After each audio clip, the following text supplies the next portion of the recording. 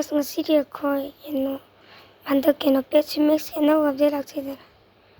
ꯑꯗꯣ ꯃꯁꯤꯒꯤ ꯄꯤꯡ ꯄꯔꯄꯜ ꯍꯥꯏꯕ ꯄꯣꯠꯁꯦ ꯀꯃꯥꯏꯅ ꯐꯪꯉꯤꯗꯤ ꯃꯌꯥꯝ ꯑꯩ ꯇꯥꯛꯆꯒꯦ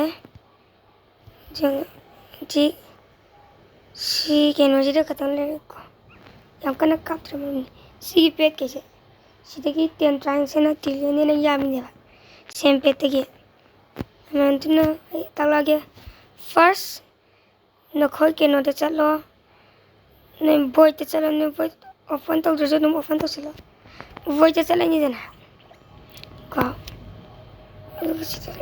चित्रलानी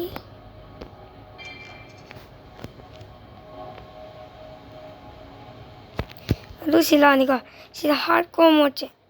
सीधा चंग नहीं भी गिरा सही सीधा चंग नहीं देना सीधा चंग नहीं सीधा चंगानी बना कर 25% अनी केनो मास्टरी दो सीजे ये तक से मास्टरी जे 25% आदि नंग लेवल द 300 केनो 75 खतंग यहन गदौने बको अदि योरबा ने चंग बे यारनी चंगनी को तंग व्यू चंगकी चंग बरे सिरे थरकने अनो चंग बे ताते थरकनी तो ngaतंग आय यानी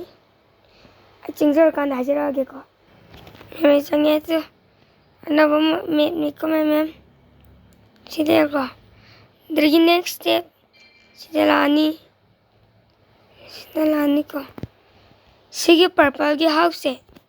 सीने ले रो सी चंगे ना सीधे चंगो को यस चंगनी सीक्रेट हाउस से नेबा सीधे ने सीगे पर्पल हाउ बोटे स्मानी यूं खल्लगा ले रमगनी वा खेलगा अदुरे चंगजिलो मनाक तुदा अदु सीधे क्लिक तक तौरा देगा नंग हबा बा फंगनी ये थोड़ा अन्नी ये पेट चो का गिफ्ट ओए बुझ ताऊने में तो न्यू नी ना भाई पेट की हम करने दिया दे चिंगाओ दे पेट करी ऐसे तो ngasi की सीन ये तो कि नसी के नो गिफ्ट अमति फजना नो सलु करा मरम दियो गिफ्ट ची मरी पातुंग जिला था मोरे लोग तो ऐ बोट के ने एरिया दे ले रे ये बोट के ने एरिया दे चे अचौब चे सही दुकान गम दे बजे वाई बा सीगी पेट अचौब जी ओन सी तमी देना तो सी लाकनी सी ट्रिलियन जे लाए बा